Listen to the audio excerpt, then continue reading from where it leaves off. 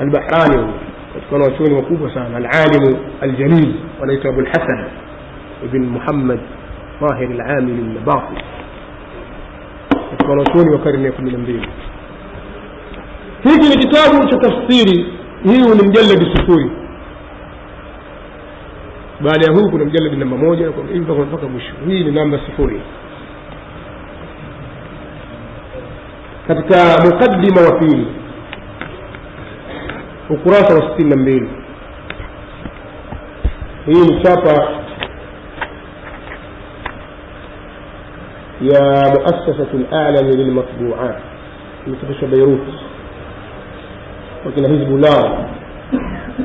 Hizbullah chapa ya pili ya mwaka 2006, juzi tu, mwaka 2006. Tukasema vitabu vya zamani, juzi tu umetoka kwenye mbili hii.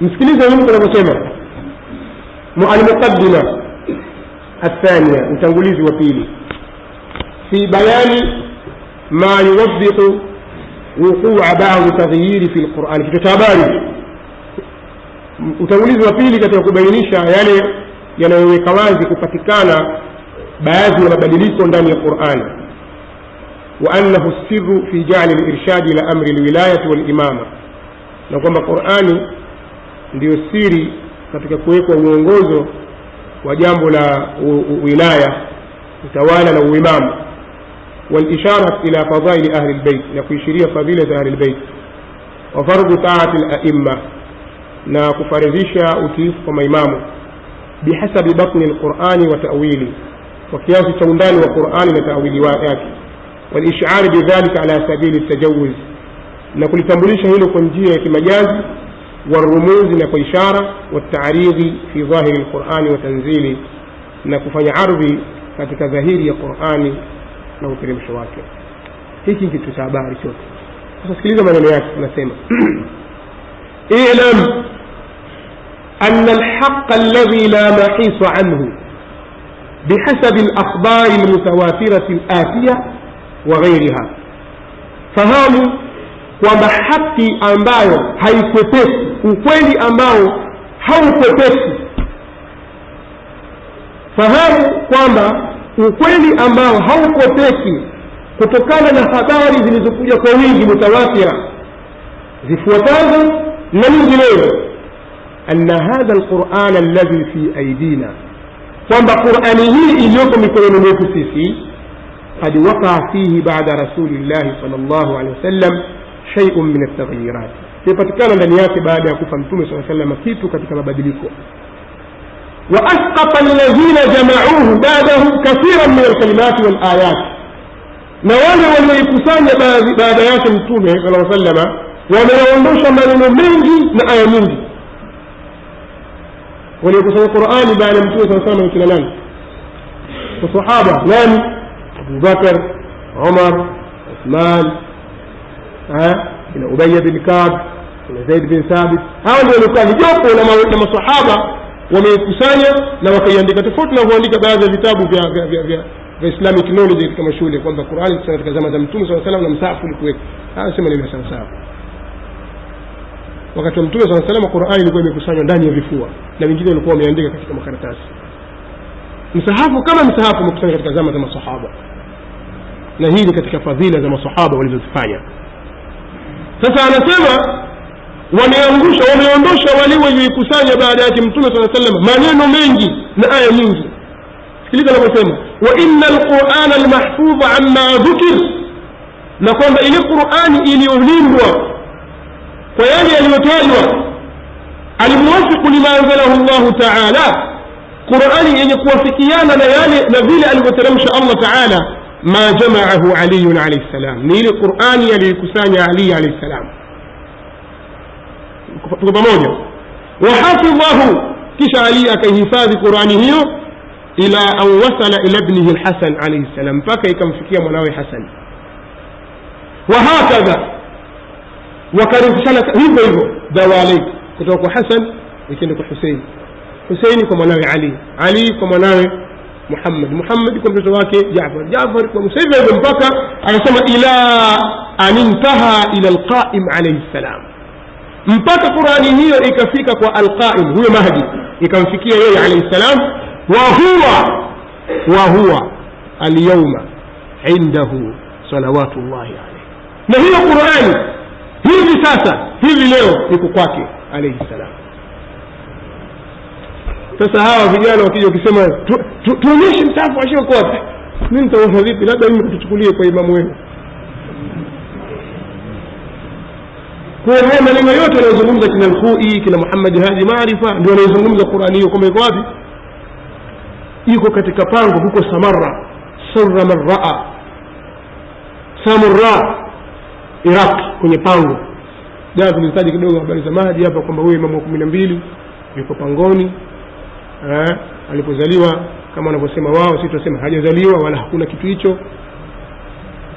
Sasa wanasema alipozaliwa alijificha, mama yake alibeba mimba siku hiyo hiyo na akazaa siku hiyo hiyo, mimba yake haikuonekana. Kwa baba yake alipofariki, siku ya kuswaliwa, ammi yake Jaafar atakumswalia, kitoto kikatokea pale nyuma ya pazia, akamvuta ule, atoka nimswalie babangu. Akapita mbele Mahdi akamswalia babake. Alipomswalia babake alafu akatoweka. Ghaibatu sughra, kwa muda fulani, kutoweka kudogo.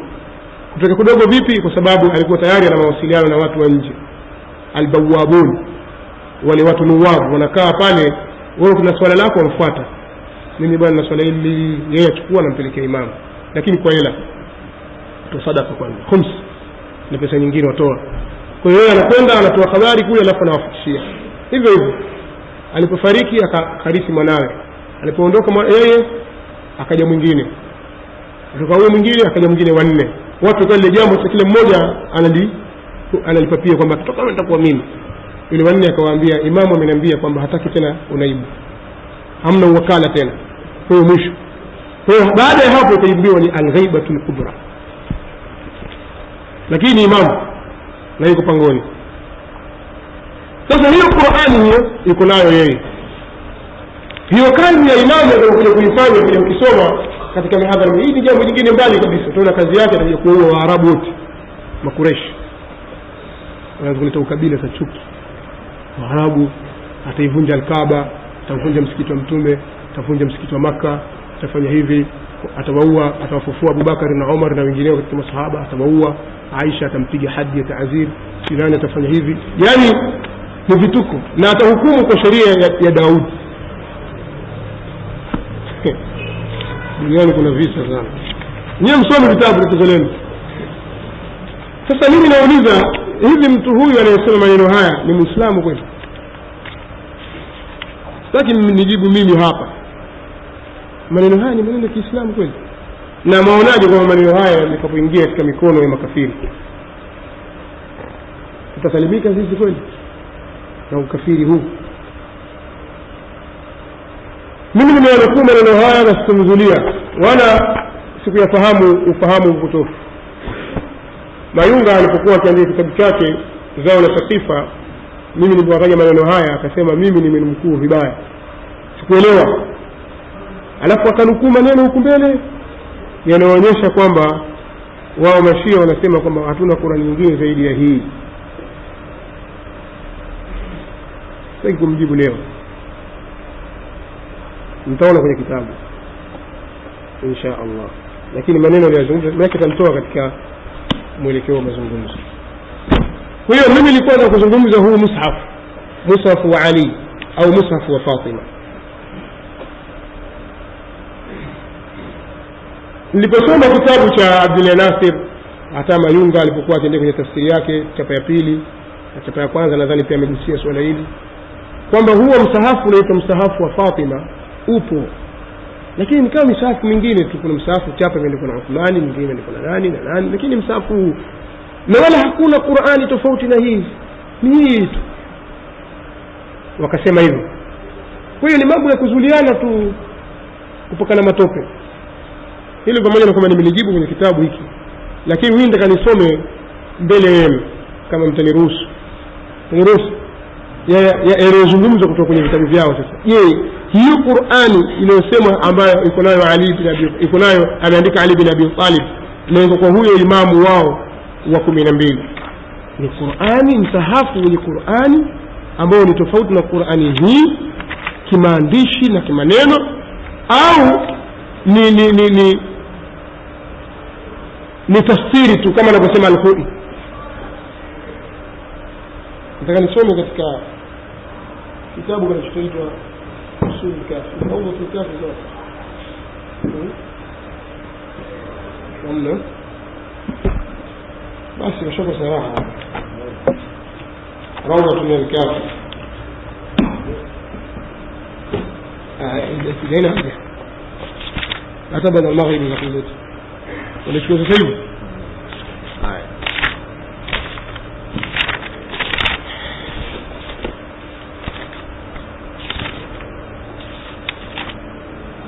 الكليني كتب الأصول من الكافي جزئية في نملة أصول الكافي هي جزئية في ليفو إياه وكراسة 584 584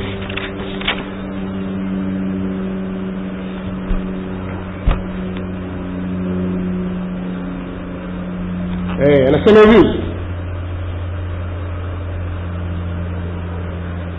Salim bin Salama anasema kuna mtu mmoja qaraa rajulun ala abi Abdullah alayhi salam wa ana astami'u hurufa min alquran laysa ala ma yaqra'uha an-nas. Salim bin Salama anasema kuna mtu mmoja alikuwa anasoma Qur'ani akimsomea Abu Abdullah yani Jaafar as-Sadiq, na mimi ninasikiliza zile herufi katika Qur'ani hiyo tofauti na wanavyosoma watu. فقال أبو عبد الله يقول كف عن هذه القراءة اقرأ كما يقرأ الناس. جزئي أشياء كسومة كسومة سومة كما نقول وatu wengine حتى يقوم القائم عليه السلام mpaka atakaposimama Mahdi alayhi salam. فإذا قام القائم اقرأ أو قرأ كتاب الله عز وجل على حده وأخرج المصحف الذي كتبه علي.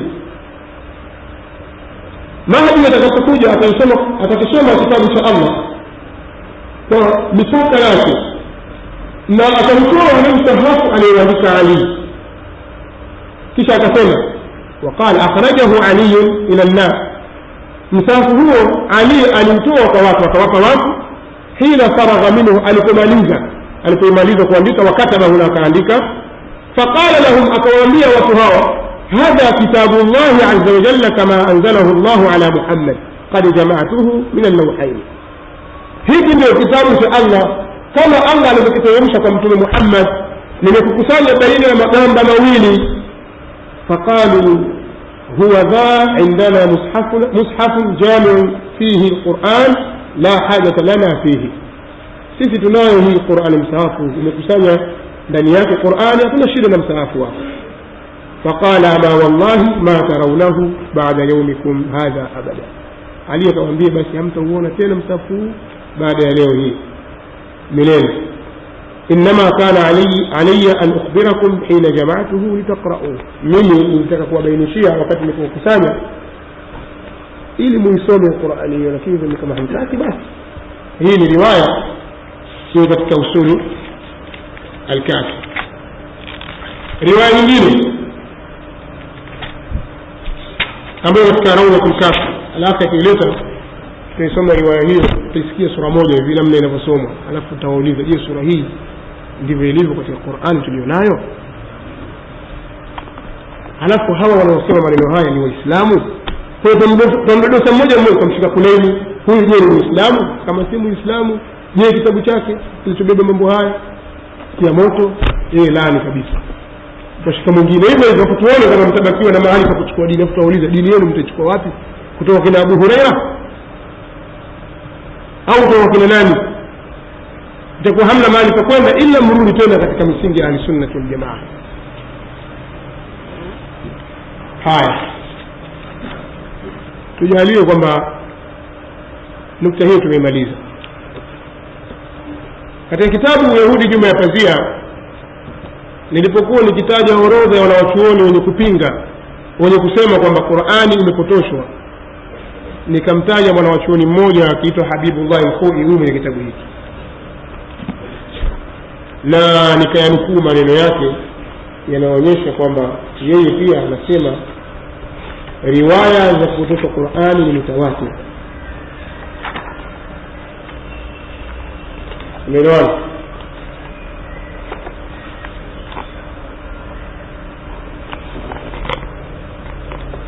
Nipitie maneno imani yalipo ambayo ndugu yetu pale aliuliza, vipi mbona umesema hivyo? Yale maneno ni haya hapa, anasema hivi: inna hadhihi riwayat la dalalata fiha ala wuqu'i at-tahrif. Nasema kwenye kitabu kurasa 255, riwaya hizi hazina ushahidi ndani yake juu ya kwamba imepatikana tahrif katika Qur'an. Katika Qur'an hizo riwaya zinazotajwa bil maana al-mutanaza'i fihi, tahrifu kwa maana ile ambayo watu wanazozana ndani yake.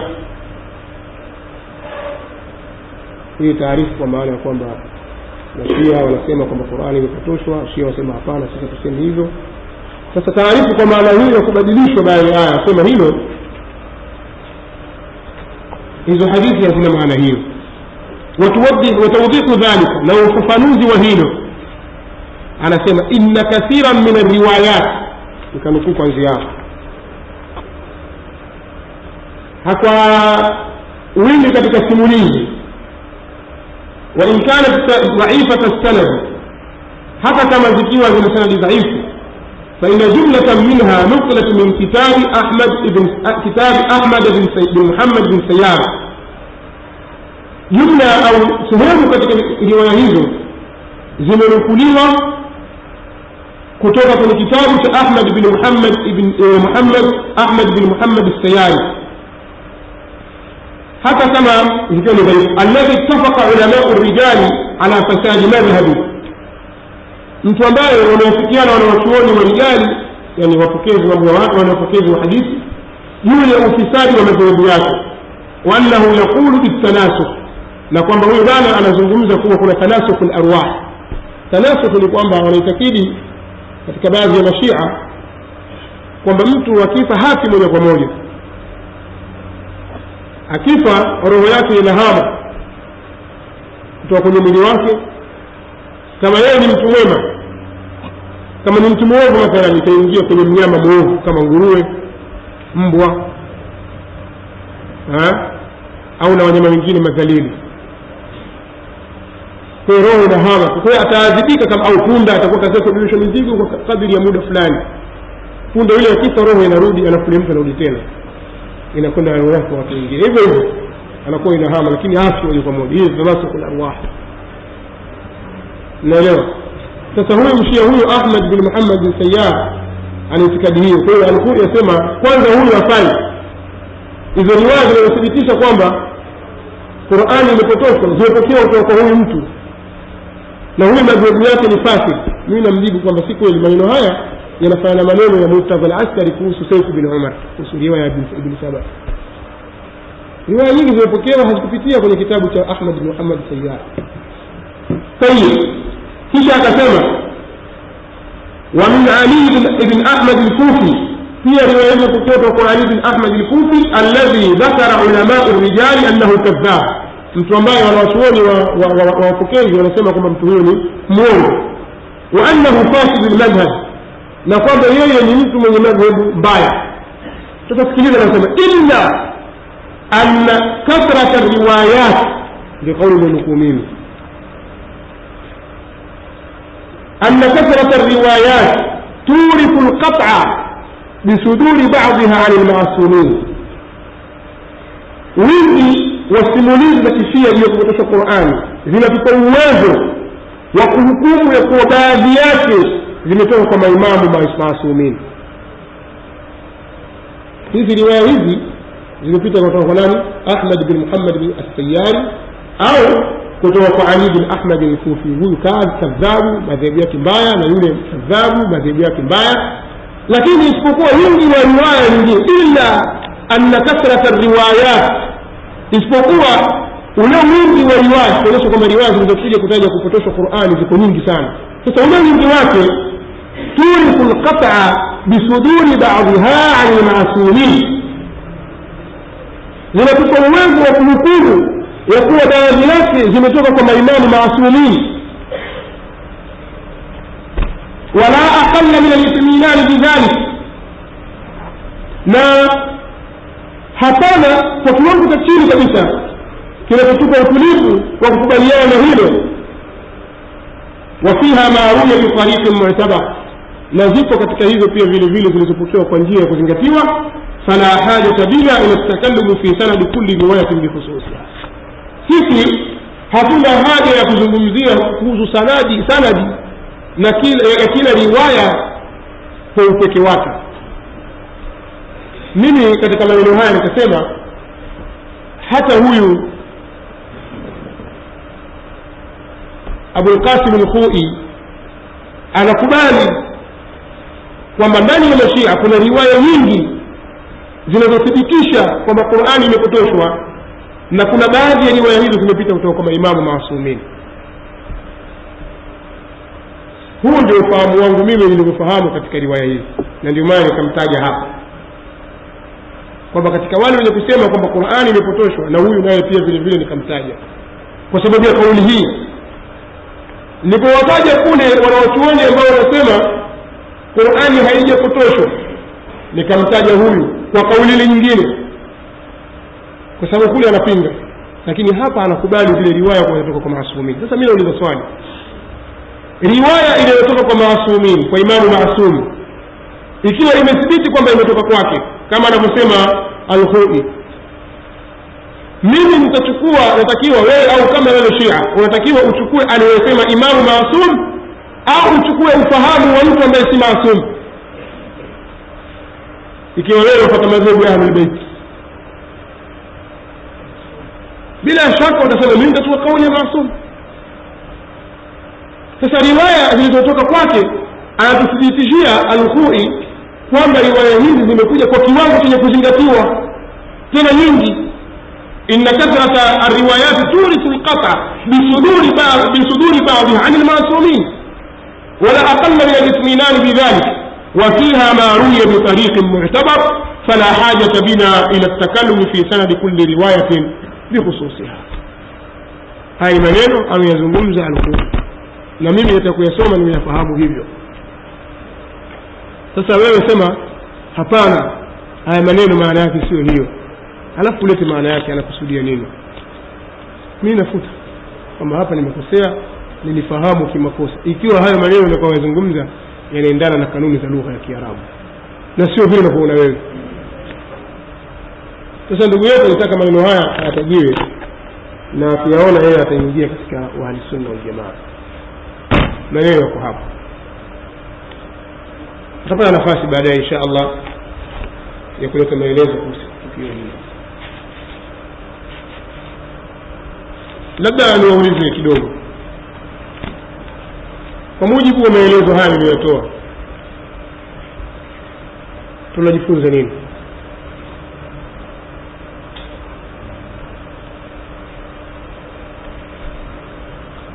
Leo nimewawaida na nauliza nyinyi, tunajifunza nini katika haya? Labda imamu unaweza kutusaidia kwamba tunajifunza nini katika haya, maana kuna watu wengine zakawa wamesikiliza lakini hawajaelewa. Sasa tumejifunza nini kwenye maneno haya, kwenye nukuu hizi? Au ulikuwa msikizia kidogo?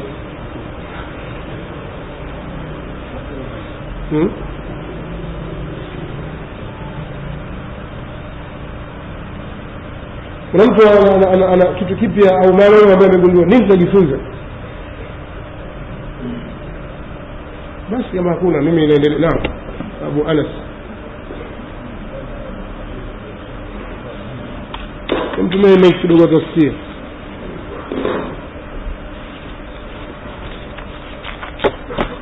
Nataka nizungumze mambo ya Ghadir Khum sasa. Sema.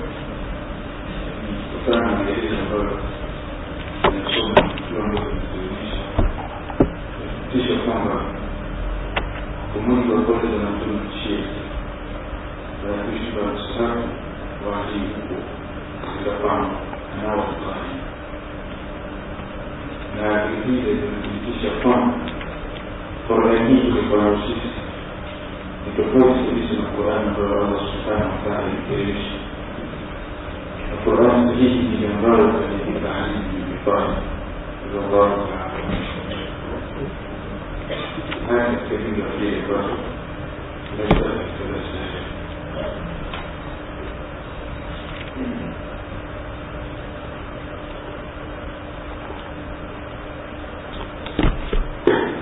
basi mimi sina taarifa katika maelezo yako, lakini nachokisema na kuambia kwamba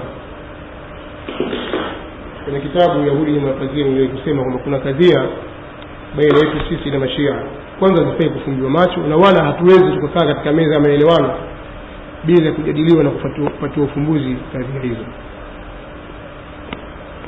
Hatuwezi tukafumba macho tukasema basi yaishi. Haiwezekani. Nikisema hivyo haiwezekani sio kwa maana kwamba sitaki umoja. Walijaribu watu wakashindwa. Mwaka 1940 na kadhaa kama 49 hivi, wasijasahau, wanawachuoni wa Kiislamu ulimwenguni waliona kuna umuhimu wa kujenga umoja na kupunguza ikhtilafu zilizopo baina ya Mashia na Ahli Sunna wal Jamaa. Chuo kikuu cha Azhar kwa wakati ule kikatumia nafasi yake ya nguvu iliyokuwa nayo na kukubalika katika ulimwengu wa Kiislamu kulisimamia suala hili chini ya uongozi wa aliyekuwa mkuu wa chuo kwa wakati huo Sheikh Mahmud Shiltut. Wakaalika maulama wa Kiislamu sehemu mbalimbali ulimwenguni kuhudhuria mkutano utakaokuzungumzia kuleta ukaribu baina ya Ahli Sunna na Mashia na kujaribu kupunguza mwanya wa mpasuko ule kupunguza urudi kidogo angalau ina afadhali. Na wakati huo chama cha Ikhwan Muslimin, Muslim Brotherhood, ina watu na ndio haraka ambayo ilikuwa inaonekana ina nguvu kwa wakati ule. Mufakiruna wao walikuwa katika waliohudhuria mkutano ule ni wanawachuoni wa An-Najaf, wenyewe ni An-Najaf al-Ashraf, katika hauzat Kongo za Kishia na vitovu vya kielimu vya Kishia. Kuna wanawachuoni kutoka An-Najaf, kuna wanawachuoni kutoka Qum, na kuna wanawachuoni kutoka Lebanon walihudhuria katika mkutano ule. Maayatola. Na kwa upande wa Sunna halikadhalika Sheikh Muhibbuddin al-Khatib walihudhuria. Yuko dokta mmoja, Dr. Mustafa Sibai, yeye alihudhuria pia katika muhadhara au katika nadwa ile, kongamano lile, warsha ile alihudhuria, na ameelezea kwa mukhtasari kwa mujibu wa yale aliyoyaona yeye kwenye kitabu chake chaitwa As-Sunnah wa Makanatuha fi at-Tashri' al-Islami, sunna na nafasi yake katika sheria ya Uislamu. Katika utangulizi amelizungumza hili jambo, na baadhi ya waandishi wameandika mijalladati kuhusu tukio hili, kama kitabu kinaitwa تقريب بين مذهب أهل السنة وشكل كما يشوف تقريب مجلد miwili mitatu hivi. Kuna mambo yalipita pale itifaki, kuna kadhia zilidurusiwa juu juu, alafu ikapita itifaki kwamba tusizungumzane tena. Wanawachuoni, mashekhe, makhatibu, wahadhiri wa Ahli Sunna wanaposimama wasiamshe hisia katika kuyazungumza mambo yaliyopita na wakati huko nyuma kuhusu Ushia. Waheshimu madhehebu ya Ushia, na Mashia nao makhatibu wao, wahadhiri wao, wataalamu wao mbalimbali wanapozungumza au wanapoandika wasizungumze kuzungumza ubaya kwa Ahli Sunna wal Jamaa, vitabu vyao, hata wale watu watukufu kwao wazungumze kwa ihtiramu au wajizuie kabisa. Alafu ili kuleta ukaribu zaidi, masomo au baadhi ya mambo yanayohusu ushia kama fiqh ya kishia isomeshwe Azhar, na yale mambo yanayohusu ahli sunna fiqh ya madhhabi nne isomeshwe katika vyuo vya kishia kama vile Najaf, kama vile Qum. Ikawa hii ni ittifaq, na mengine mengi mitano siwezi kuyataja yote. Sheikh Muhibbuddin al-Khatib akasimama akapinga, sasa mimi sikubaliani na umoja huu. Sisi tuna mambo ya msingi kabisa yanayotofautisha baina yetu sisi na Mashia,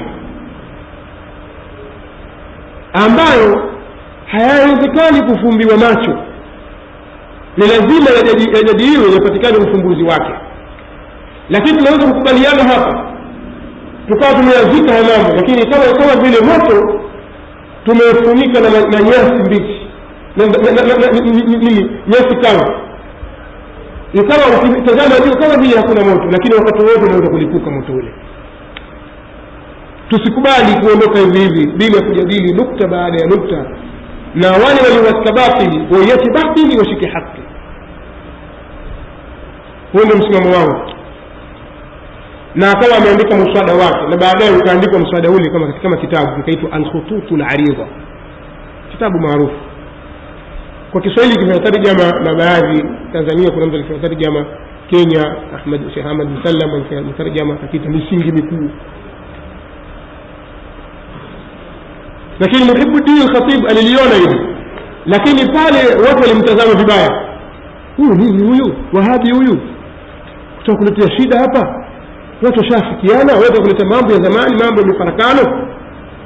Ikawa kuna tuhuma ambazo anapelekewa kuonekana kana kwamba ni msaliti, kana kwamba ni kibaraka, mtu asiyetaka umoja. Kadhia yake ikapuuzwa na watu wakaona kwamba hoja aliyotoa si msingi, ikaachwa. Mustafa Sibai Dr. anaelezea sasa, anasema mimi ikawa ni mmoja katika wale watu waliohamasika na maazimio yale, ikawa nakwenda mbio sasa kuunganisha na kuyafanyia kazi yale ambayo, kuhakikisha nafanyia kazi yale ambayo tumeyafikiana. Kweli wakahakikisha ndani ya Azhar ikawa fikhi ya Jaafaria, yani fikhi ya kishia inasomeshwa, ikawa inasomeshwa al-fiqhu ala al-madhahib al-khamsa. Mfahamu kwamba kuna kitabu al-fiqhu ala al-madhahib al-arba'a, sasa kijana kitabu ala madhahib al-khamsa, madhehebu tano: madhehebu Hanafiyya, Malikiyya, Shafi'iyya, Hanbaliyya na Jaafariyya. Azhari wakawa wanasomesha masomo haya, wao wanasoma katika vitengo vya sheria ya Kiislamu, wanasoma na fiqh ya Kijafari. Sasa yule bwana Mustafa Sibai, sasa mimi nikafuatilia Najaf Qum, nikaona kwamba hakuna juhudi yoyote ya kuyasomesha masomo ya ahli sunna katika vyuo vyao. Hili ndio la kwanza mimi nikalipigia mstari. Nikaenda kule nikazungumza na Said al-Qasim al-Khoi, Sunayatullah al-Udhma fulani na fulani. Nikaenda zangu Lebanon, nilikutana na nani, Sharafuddin al-Musawi Abdul Hussein, kazungumza. Wakati nimerudi zangu Dimashq, yeye alikuwa ni mkuu wa kitengo cha sheria ya Kiislamu na kanuni, kitu kama hicho, katika chuo kikuu cha Damascus. Nikaletea taarifa kwamba kuna kitabu kimetoka. Kile kitabu nilikuja nacho ule, nataka nionyeshe, kipo hapa Abu Huraira. Tunasema cha Abu Huraira kipo kwenye gari. Basi nimeenda kuonyesha watu kuna kitabu kimetoka chaitwa Abu Huraira. Kitabu hicho mwandishi wake ni Abdul Hussein Sharafuddin al-Musawi. Amemchambua nyambo Abu Huraira na kumkufurisha. Sasa mimi nikashangaa, sisi tuliafikiana kule tusizungumze kuhusu masahaba, kuhusu hili. Nikajua kwamba hawa watu hawataki umoja, hawa wanachotaka ni masunni wao mashia, lakini wao kusema waendelee na ushia wao na wasunni waendelee na usunni wao, hili jambo haliwezekani. haya sizungumzi kwamba nazungumza kwa uchochezi, ameyazungumza yeye aliyebashiri jambo hili akawa analiendea mbio. Wanawachuoni wa Ahlusunna hawakunyamaza kimya. Alijibiwa, kuna huyu akaandika kitabu, huyu anaitwa Abdurrahman Abdullah Az-Zar'abi au Az-Zur'i, akaandika kitabu na Abu Huraira wa Aqlamul Haqidin. Abu Huraira na kalamu za watu wenye chuki, akaanza kumdonoa mmoja baada ya jingine, ugomvi kwa tena upya. Yale aliyozungumza Muhibbuddin al-Khatib yakawa ni maneno ya kweli, kwamba jamani, hatuwezi kuleta umoja sisi katika safu yetu kama haya mambo hayatajadiliwa kielimu tukayafuta, ili abaki sasa mwenye chuki afu na chuki zake, abaki mtu ambaye ameamua kupotea apotee katika upotevu wake. Lakini kusema tusahau umoja wetu, tusahau farika zetu, tulete umoja, hakuna umoja na Mashia. Wao hawakubali. Ndani ya vitabu vyao pia wanayazungumza haya kwamba hilo hawalikubali. Kwa hiyo hilo jambo liko feki. Sasa katika mambo ambayo wao wanayapigia sana na kuyazungumza sana ni swali la ukhalifa, na wakalifanya swali la ukhalifa ni moja katika nguzo muhimu sana ndani ya madhehebu ya Ushia. Wakaona kwamba ni jambo katika misingi ya Uislamu. Hapa huyu bwana anaitwa Al-Mujtahid Al-Mujaddid Al-Sheikh Muhammad Ridha Al-Muzaffar. Huyu ni dean wa kulliyatul fiqh fi Najaf Al-Ashraf, amid wa kitivo cha fiqh katika kulia katika chuo kikuu cha Ashraf ya Najaf Al-Ashraf Iraq.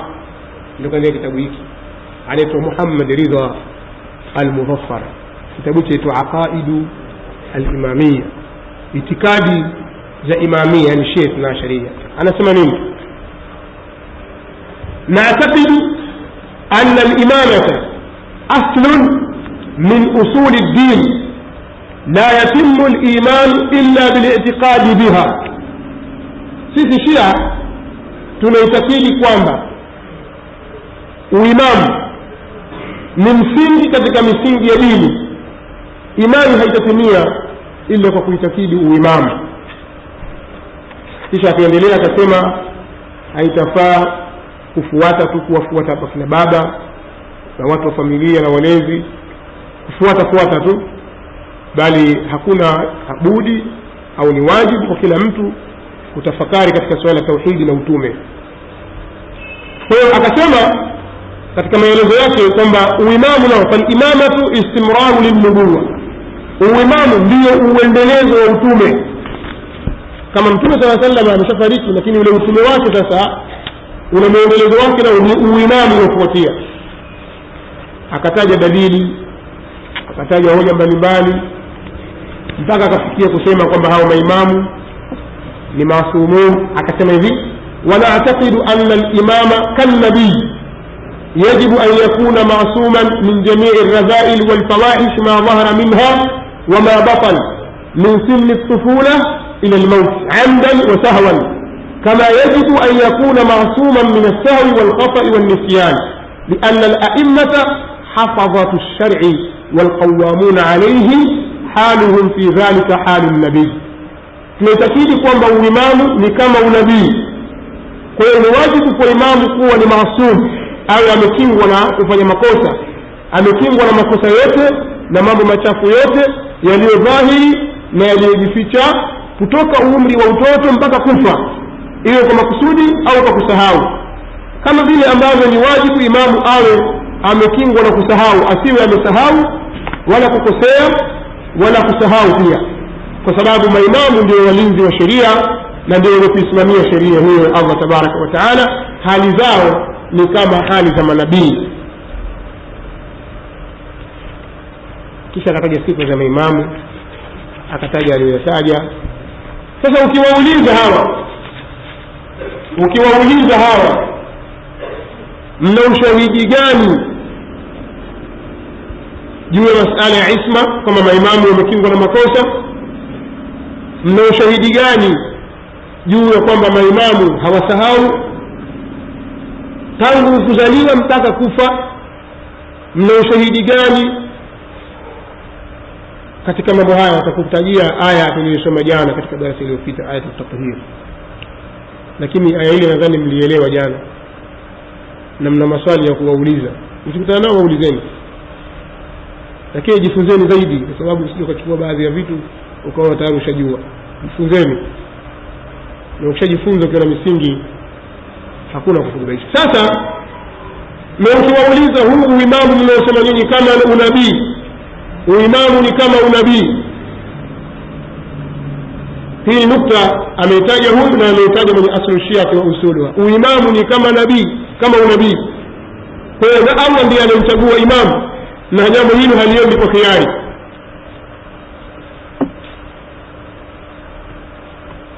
Ikiwa swali ni kama hivyo, kabla sijaingia katika kutaja dalili, kama uimamu ni kama unabii, je, itafaa kwa imamu kujiuzulu? Kwa mfano wewe ukiwa mbunge, ukiwa waziri, hata ukiwa rais, unaweza kujiuzulu au inawezekana?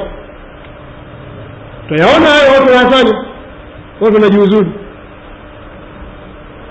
Lakini utume, je, unaweza kujiuzulu? Ulishasikia kuna nabii alijiuzulu? Labda ulisikia Nabii Zakaria huko, Daud ilikwenda akaamua, bwana mimi kuanzia leo si mtume tena, basi.